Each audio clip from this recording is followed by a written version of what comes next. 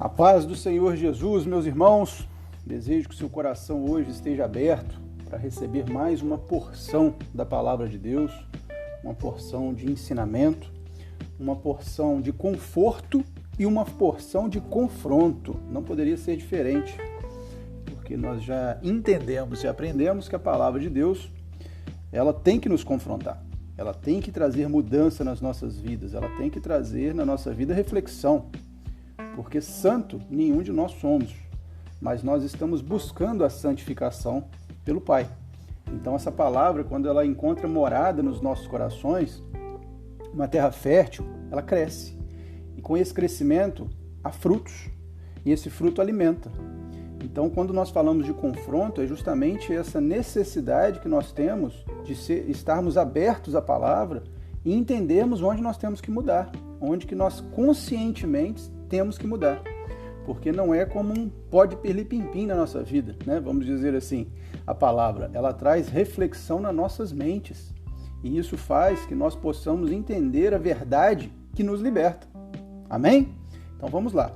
Meu nome é William Toledo, você está comigo no podcast Falando de Deus, e hoje, no livro, continuando os nossos aprendizados acerca do que está descrito no livro Homem ao Máximo, nós estamos no 11º capítulo e vamos tratar do tema pais ausentes. Opa! Esse confronta, hein?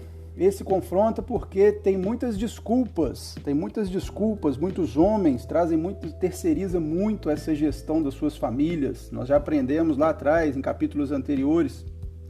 Se você ainda não ouviu, busque nos capítulos anteriores os temas que nós já trabalhamos, porque falamos sobre terceirização na criação e na gestão das nossas famílias.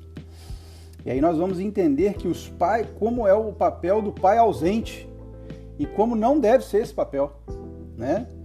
E aí eu já trago aqui iniciando, né, a palavra que está em Provérbios, Salomão escrevendo Provérbios, o livro de Provérbios, no capítulo 22, no versículo 6, um versículo muito conhecido para os cristãos, que diz o seguinte: instrui ao menino ou à criança no caminho em que deve andar, e até quando envelhecer não se desviará dele.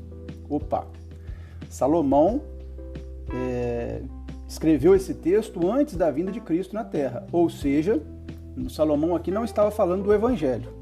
Salomão estava falando do instruir, de acompanhar, de orientar, de guiar o seu filho dentro dos princípios de vida, dos princípios bíblicos, da orientação de um homem com caráter. Um filho não se cria sozinho. Um filho não se cria pela TV. Um filho não se cria pelo aplicativo de celular. Um filho não se cria pela babá. Nós estamos batendo nessa tecla ao longo de muito tempo aqui. E algo que nós temos que entender é que seu filho não é necessariamente seu amigo. Opa, pera aí. Todo pai diz que quer ser amigo do seu filho. Não, eu quero ser amigo do meu filho. Quero ser amigo a vida inteira. Você vai ter que fazer uma escolha, pai. Ser pai, muitas vezes, é não saber o que está acontecendo com seu filho e ter que tomar decisões. Ser pai, muitas vezes, é ter que fazer o que seu filho não quer. É orientá-lo dentro de um caminho que ele não quer seguir. Ser pai, muitas vezes, é ter um pulso firme dentro da criação, no desenvolvimento, ceder o tempo necessário para ouvir e entender o momento certo de trazer um sermão. Ser pai não é o amigo que está ali do lado o tempo todo para apoiar no que aquela criança ou aquele jovem ou aquele adolescente quer fazer. Ser pai é cuidar, é zelar, é educar. Temos muitos exemplos dentro de um exemplo de pai e de amigo. Pai é aquele que educa o filho quando chega uma visita em casa. O filho largar o videogame e cumprimentar a visita que está chegando. Tirar os olhos da TV, largar o que estiver fazendo, se colocar sobre os pés e cumprimentar a pessoa que chega na sua casa. Isso é ser pai. São princípios de educação, princípios de recepção. Ser pai é educar o filho, não ir na casa de alguém e subir de calçada em cima do sofá. Isso é ser pai. Como amigo, você não pode fazer isso. Ser pai é agir como Deus age nas nossas vidas. Criar filho é uma arte, meu irmão. Por isso que muitas pessoas falam, eu quero ter muitos filhos. Espera aí, você vai ter tempo para todos os seus filhos? Você vai ter tempo para cuidar e zelar na criação de todos os seus filhos, de orientar, de acompanhar, de ministrar sobre a vida deles? De estar sistematicamente junto quando ele precisar e acompanhando também quando você vai ver que ele vai cair? Vou trazer um dado para você. Existe um estudo mundial que diz que a média diária de atenção de um pai para os seus filhos é de 3 minutos. Escute bem o que eu estou te falando. A média diária de atenção de um pai para seus filhos é de 3 minutos. 3 minutos. Cria-se um filho com 3 minutos diários de atenção, de ensinamento, de discipulado, de orientação, de respostas. Quando vem aquela pergunta cabulosa de um filho, uma pergunta sexual, uma pergunta sobre droga, uma pergunta sobre homossexualidade, e você terceiriza para que a sua esposa responda ou que o professor na sala de aula responda, em 3 minutos você consegue dar essa resposta? Ou é uma construção, é um desenvolvimento? Isso é o cuidado do filho.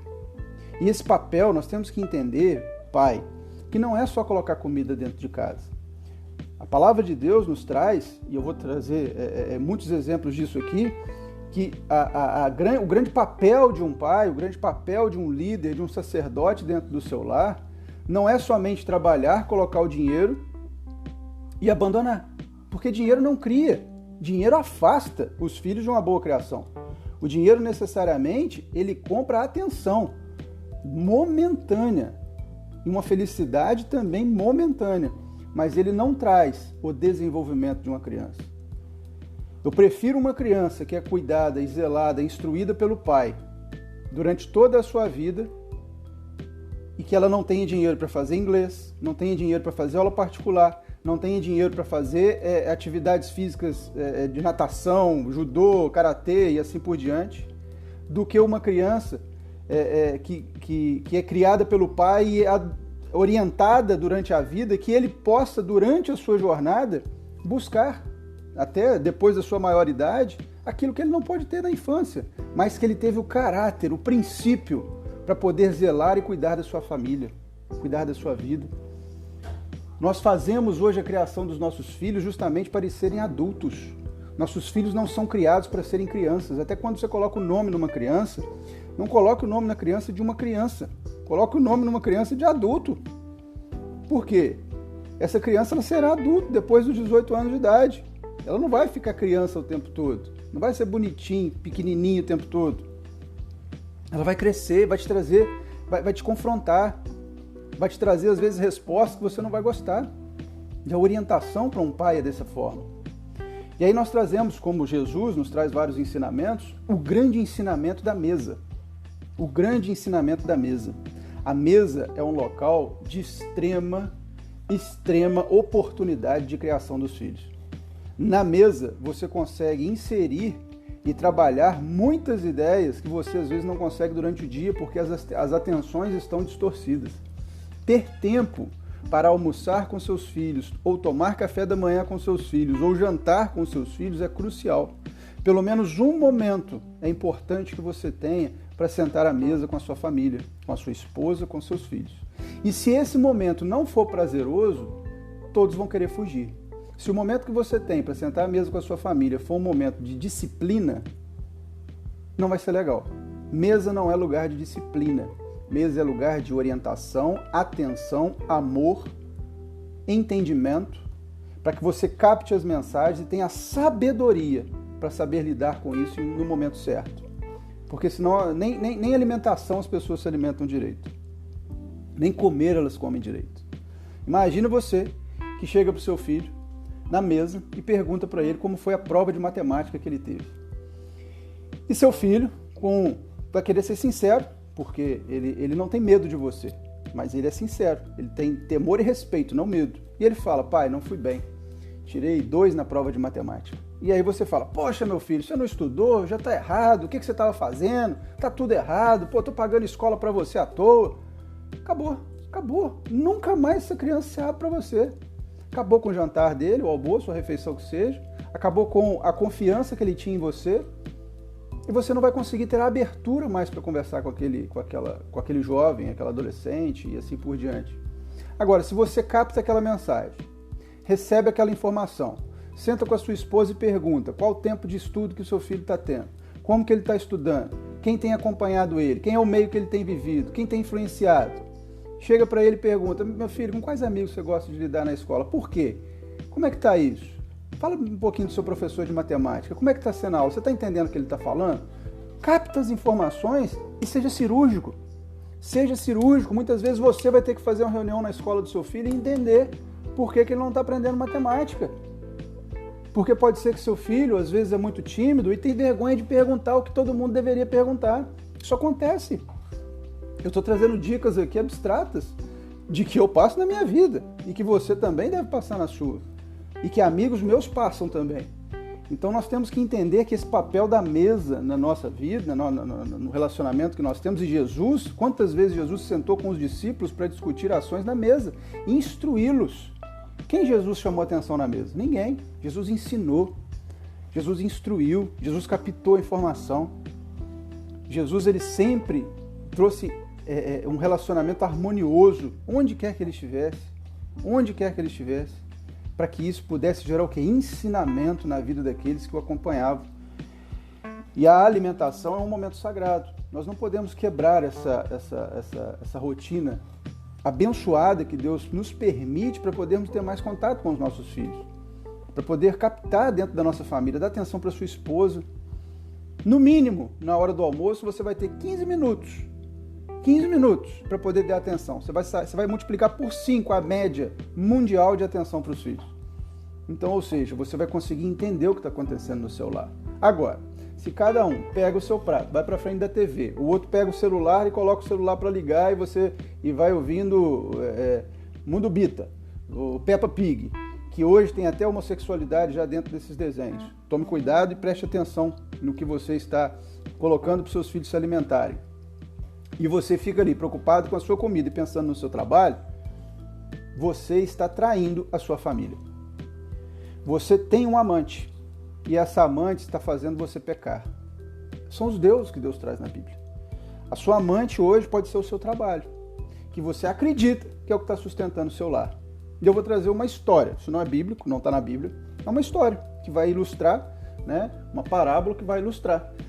Certa vez um pai, muito trabalhador, ele trabalhava e mantinha tudo de bom e do melhor para sua família, A esposa tinha carro, filhos estudavam muito bem, melhores escolas e tal, tudo que você acha que faziam viagens, viajavam, mas nas viagens o pai estava sempre no computador e a família divertindo e o pai ali cuidando dos trabalhos e assim por diante.